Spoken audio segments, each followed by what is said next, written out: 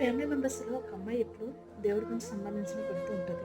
So, నేను ఎప్పుడు status చూస్తూ ఉంటాను వాట్సాప్ స్టేటస్. సో, ఒకసారి సడెన్‌గా సాడ్ సంబంధించిన రీల్స్ పెట్టిందనమాట. సడెన్‌గా నాకు భయమేసింది. అదేంటి ఎప్పుడు చూసినా దేవుడి గురించే పెడతది కదా! సడెన్‌గా సాడ్ రీల్స్ ఎందుకు పెట్టిందని చెప్పి వెంటనే మెసేజ్ చేశాను. ఏమైంది? ఏమైనా అయిందా? గొడవైందా మీ ఇద్దరి మధ్యన? ఏంటి సంగతి? ఏమైంది? ఈరోజు ఇలా పెట్టావని చెప్పి. తను ఎంత కూల్ చెప్పిందంటే, "ఏమీ లేదక్క, ఏం అవ్వలేదు.